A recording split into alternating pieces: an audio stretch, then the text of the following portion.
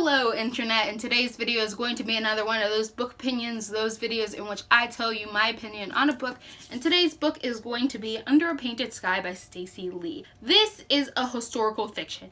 I finally figured out the word to that thing that I don't traditionally like. So we're going to start this by prefacing, I am not a fan of historical fiction, more specifically Western Euro historical fiction.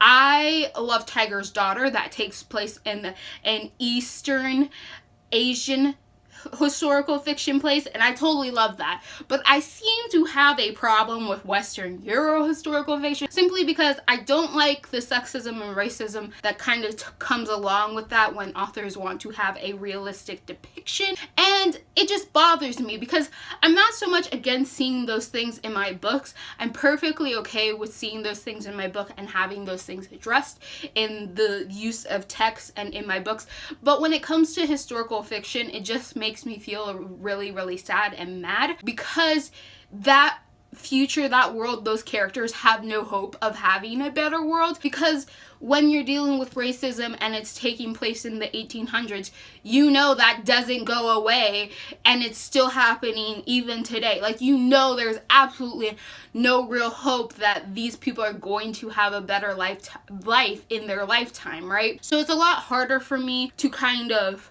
enjoy myself and accept it, because I like ending a book with at least like a wishful hope that my characters could have like a better life and that they might have a happy life. Like, I like having that ability, but when it comes to historical fiction, I feel like that's robbed away from me from the get-go, especially when the writer is trying to portray this as sort of a to the history, like an actual history portraying what really happened. Because like, I know that if you're black and in the 1800s, like, your character might be super badass and awesome, but that doesn't mean you're gonna get any respect for at least a couple hundred years. Like, that character that I just grew to love is not gonna have a good life, and it's just not gonna happen. So all of that to say that I want you guys to kind of know that idea about me and know my preference about which historical fictions I tend not to gravitate towards and tend to have a little trouble with reading, and then those that I do, because this is a historical fiction. And I actually really liked Under a Painted Sky. I thought it was one of the best historical fictions I've ever read, because I liked how it took this route of showing me this world that I was going to be in. So this book follows a Chinese American girl, and she finds out that her father just burnt down in their house. Like, their house is burnt, everything's burnt, and like, she has no home and no father, and her father was her only family. So what she decides is she's going to run off west, because of course, like, if people find out like she doesn't have a father, she doesn't have a family, she doesn't really have anything where to turn to. And she's a woman, so she doesn't have a lot of rights as if, and then she's a Chinese American, so like, it's even worse for her there. So she decides that she's going to run west and hopefully get into the gold rush, and out there in the west she'll have a better chance of making a life for herself. She ends up running away with an ex-slave named Andy.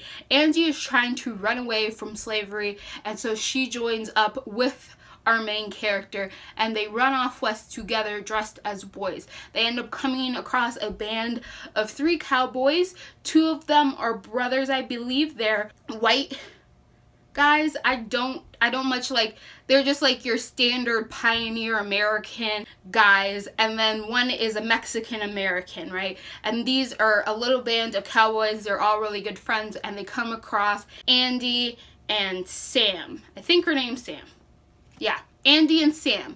And these little bands get together, and we get to see all these little shenanigans that happens. So in the course of this book, we are listening to Sam's perspective and her just dealing with the death of her father, her dealing with this new adventure, her trying to reconcile the fact that her father is dead and she no longer gets to see him, and just dealing with all of this while also learning more about the people that she has become friends with, and just like a little hijinks and shenanigans that happen along the way, because the West is a wild place. So I really like this book because I liked how respectful it was, in the sense that it acknowledged, like we all should acknowledge, that more than white people existed in the past. Like, people of color were not created in 2006. We have always been there. So I liked that in this book we get three main characters that were people of color from various backgrounds, various diversity, various personalities, various gifts and talents. They were all three amazing main characters who weren't crapped all over, who weren't ridiculed, who were made lesser than, who weren't the butt of some joke, and they were all respectful, awesome characters that you could come to love. And they all existed in the West during gold rush times, and it was magnificent. I also like the interactions with the other characters that we see. I like seeing how this author took racism during the time where she didn't try to beat you over the head with it, but she definitely showed you it, and then she showed you a good side as well. She showed you people who weren't like the others, right? The two boys that we meet in this cowboy group, these two men, they love their other companion who in all intents and purposes is different, and like most guys like them would be racist towards a Mexican American, but they treated this man like he was their brother. Never once did they make a jibe against them. Never once did they hold any sort of resentment in their heart as if they were trying to like talk down to this dude. These three, for all intents and purposes, all three of them were brothers, and they treated each other as such. And I like seeing that. I like seeing characters where they weren't all demonized, right? We got to see good and bad in all sorts of characters and in all sorts of people, right? We just got everybody. It was just such an honest and realistic depiction of the world that I imagine it to be, right? And the world as it probably was, even though history is whitewashed a lot of times and we tend to forget other people existed in those times as well. I know, still really surprised about those things, but I liked seeing this because it was very organic. A lot of times in books, or at least some of the times in some books, it feels a little forced, as if they're saying, no, this character looks like this, because they want to add diversity to their book. But this didn't feel like that. It felt very organic. It felt like every character's culture, traditions, who they were all wrapped up together to make really great characters that you could love, that you could like, and it was just a really good story.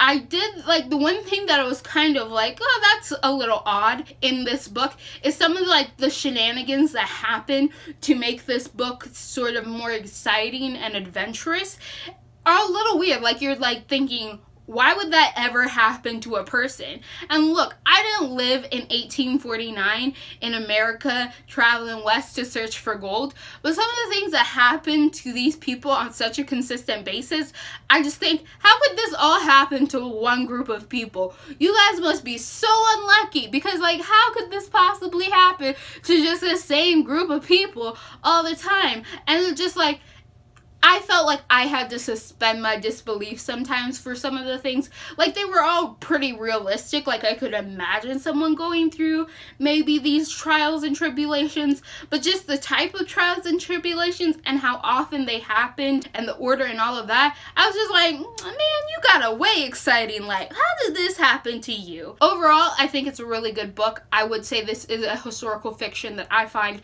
is respectful to minorities and doesn't treat them like they're second-class citizens within a book. We get really, really great minority characters. We get really, really great characters overall. And it's a really good time. Like, it wasn't trying to demonize any type of person or any race or any ethnicity. It was just saying some people are awful people and some people are pretty decent, awesome people, and we just need to acknowledge that in life. So I like this book. I think that people should read this book. I think it's like, for me to say that I like a historical fiction book that takes place in the West or is Euro-centered in some sort of way, I feel like is like a move up for me. So I was really glad that I could find a book that made me appreciate that period in time without just being like really sad and resentful for how horrible humans can be to each other. Under a Painted Sky is a book that I read, and I want to know, did you guys read it? And also I want to know, do any of you guys have a hard time with historical fiction? Is that something you struggle with? Is there a certain type of historical fiction that you don't like, or are you perfectly okay with it? So if you like what you're seeing here and you want to see more, click all those bunnies down below, and goodbye, internet.